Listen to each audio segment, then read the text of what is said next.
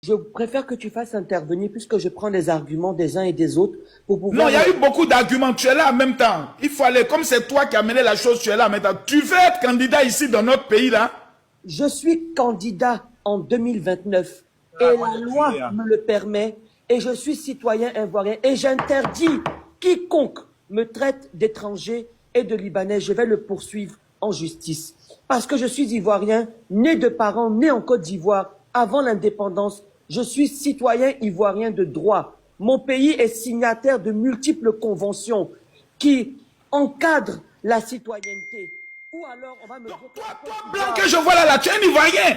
donc, je suis à baie même en plus. C'est-à-dire chez les extrémistes. Hey! Là. Je suis à baie même. Attends. Il nous menace. Voilà. Je te menace si tu me traites d'étranger. Parce que je n'ai pas le droit. Toi aussi, tu viens du Ghana. Toi aussi, tu viens du Libéria. Je suis ivoirien au même titre que toi. Et je t'interdis de me traiter d'étranger. Oh, laisse-le, c'est un Ivoirien qui parle. Je suis De faire quoi? ivoirien. C'est un Ivoirien, c'est qu'il dit là, selon la loi. Si moi je le traite d'étranger ici, il a le droit de porter plainte contre moi. Et puis je me vais en prison. C'est la loi.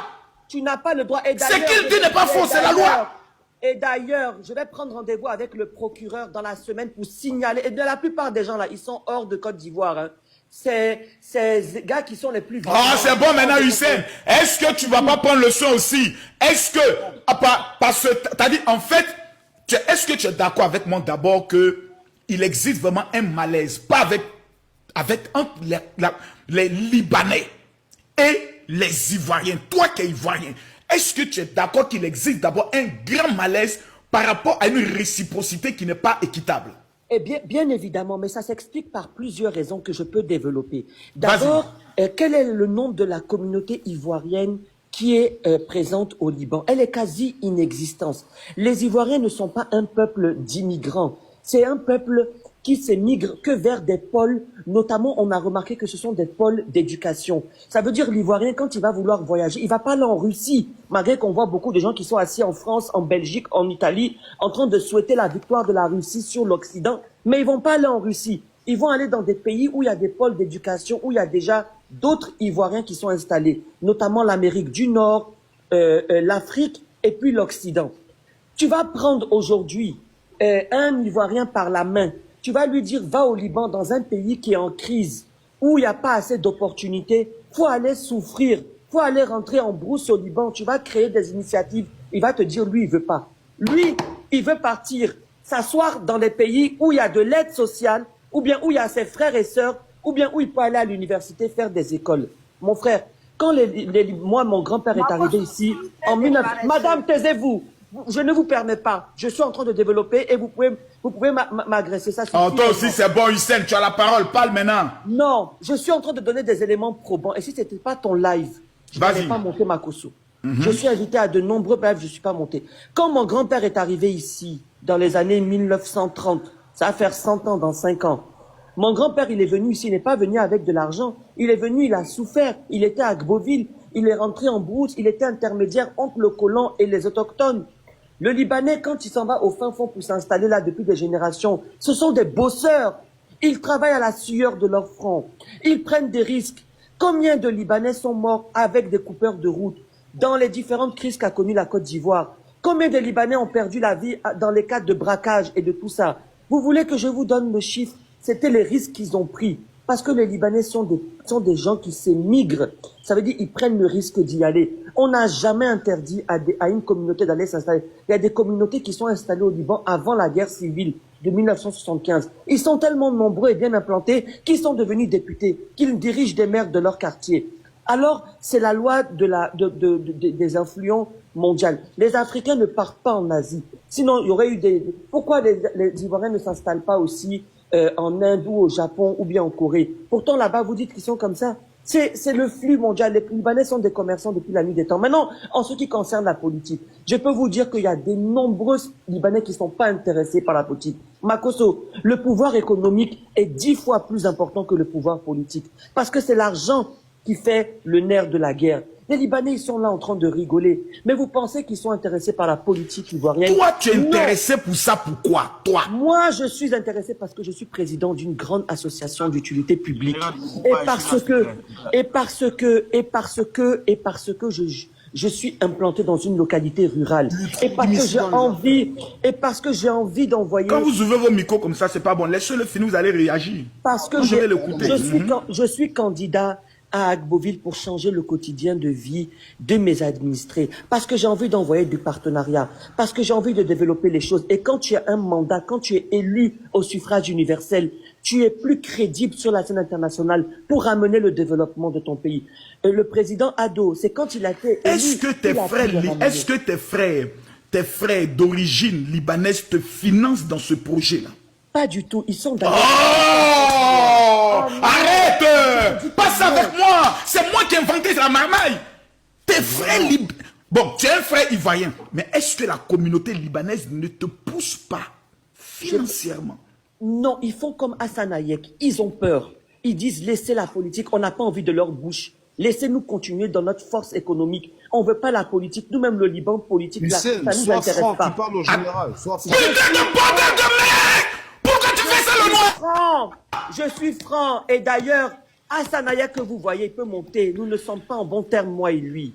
À cause de ça. Donc tu me dis ici que la majorité des Libanais sont très mal à l'aise actuellement du fait que vous, qui êtes maintenant ivoiriens, vous voulez vous intéresser à la politique. Pour eux, ils estiment que vous êtes en train de les exposer. Il y a des gens qui nous traitent de courageux et disent c'est comme ça que les choses peuvent changer. Et vous êtes ivoiriens, vous avez le droit, vous aimez. Quand nos parents sont enterrés ici, nous on va aller où? Nous au Liban, on est traités d'étrangers parce qu'on ne sait pas écrire ni parler l'arabe. C'est ici que nous sommes. Quitte à se faire pourchasser et tuer, c'est ici que nous allons rester. Celui qui n'est pas d'accord avec ma candidature, il n'a qu'à venir voter contre moi. Mais je ne suis pas un citoyen de seconde zone. Et je n'accepterai jamais que tous les sacrifices que ma famille a fait dans ce pays-là, tout ce que ma famille a subi dans ce pays-là, aujourd'hui je sois traité de seconde zone.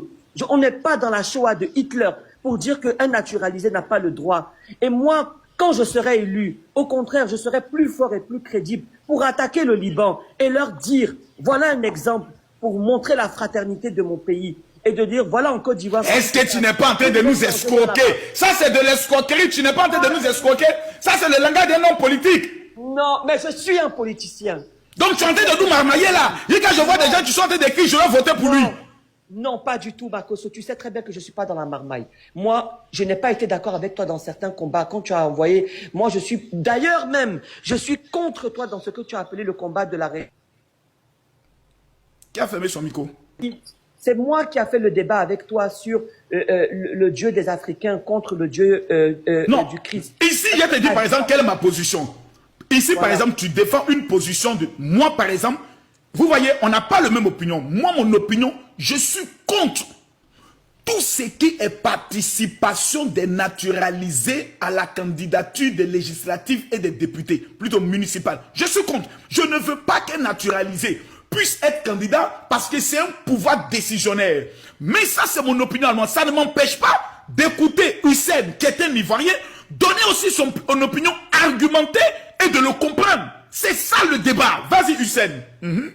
Exactement. Mais si tu fais ça, tu risques de faire attaquer la Côte d'Ivoire par des juridictions internationales. Parce que dans la Déclaration universelle des droits de l'homme, il est interdit d'avoir des citoyens de seconde zone. La Côte d'Ivoire ne peut pas, ça peut pas accepter. C'est que dans ce cas-là, si on doit dire... C'est-à-dire une telle loi, selon toi, est impossible de passer parce que ça viole automatiquement la charte de l'ONU. La charte des droits de l'homme de l'ONU. Ou bien, putain de bordel de merde. Ou bien, par exemple, ce qui peut se passer, c'est que comme en Inde, par exemple en Inde, l'Inde dont le maire de New York est originaire, en Inde, tu peux jamais avoir la nationalité. Si tu es un étranger, que tu maries une femme. Mais il y a 5 millions d'Indiens qui vivent aux États-Unis. Les États-Unis n'ont pas attendu qu'il y ait un maire américain en Inde avant que eux ils acceptent ça. C'est ce qu'on appelle la grande nation. C'est ce qu'on appelle les nations qui sont tournées vers l'avenir. Moi, ce que je fais pour la Côte d'Ivoire, je veux qu'on m'évalue sur ça, sur ce que je fais comme actions, sur le nombre d'Ivoiriens. Tu as fait quoi d'abord? Tu as fait quoi? Moi, je suis primé d'avoir une ONG d'utilité publique.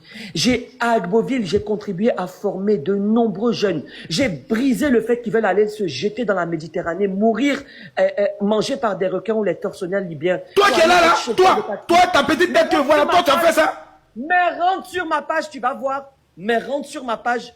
J'ai reçu un prix. Les gens d'Agboville, venez expliquer ici. Hein. Vas-y. Je parlais à Ben. Makoso de parler à Bé. Pas la baie. Moi, je suis d'Aboudé Mandeke.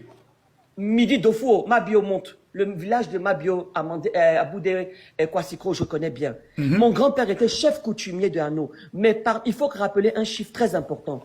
Dans les cas, il y a 100 000 Libanais à peu près en Côte d'Ivoire. Ceux qui sont comme nous de 3e, 4e génération représentent à peine 15 à 20%.